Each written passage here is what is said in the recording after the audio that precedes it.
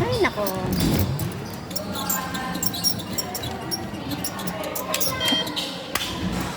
Kamalikot, huwag kamalikot.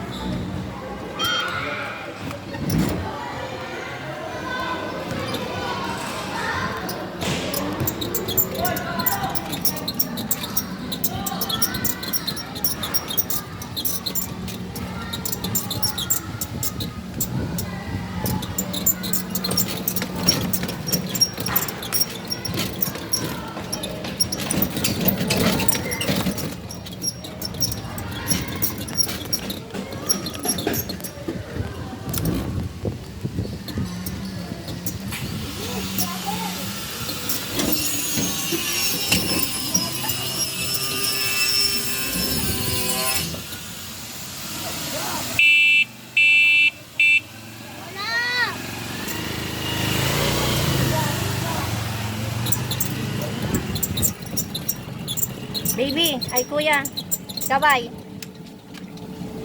Kaway sa mga viewers.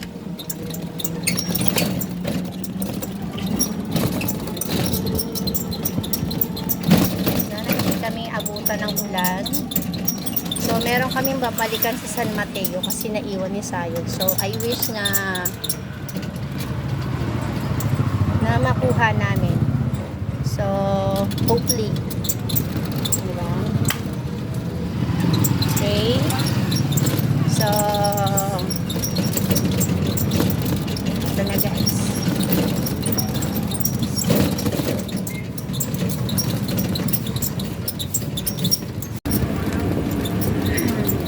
Makukulan pa ata. Diba? Makukulan pa ata. Ay, nagmamadali na kami dahil mukhang uulan. Diba? Makukulan pa ata.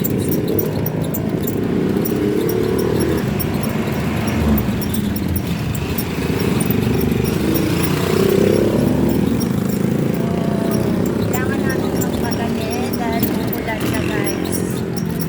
So, dito na kami. Dito na kami sa San Mateo.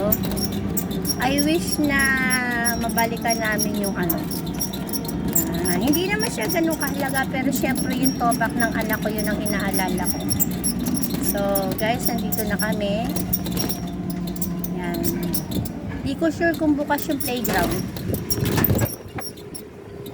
Titingnan namin kung bukas yung playground. Magpa-park lang kami. Okay guys.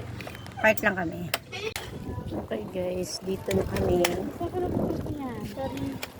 Nandito na kami, pero I think siguro parang sarado yung playground kasi tanghali eh. Oh, di ba? Sarado yung playground kasi tanghali. So hindi ko alam kung saan niya naiwan. Pero naiwan niya daw dito. Kasi kanina nung may pinasuyo si nurse. Halika mahal. Iniwan ko siya dyan. Yan.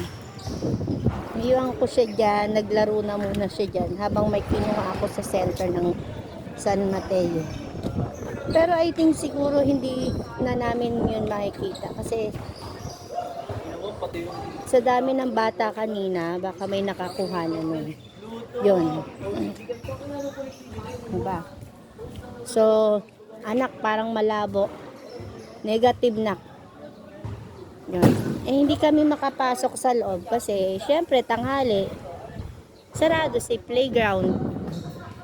So ang ending wala, negative. So eto nga mga boss, balik na kami ng ating barangay. So negative, hindi natin nakuha yung ano ni Sayon. Syempre sa dami ng bata doon, syempre may makakakuha na nun. Pero kahit alam ko naman na na malabo na makuha yan, sinure pa rin namin kasi alam mo naman yung behavior ni Sayon. Kaway-kaway na yan. So medyo tinopak na naman siya. So babalik na kami. Baka abutan din kami ng ambon.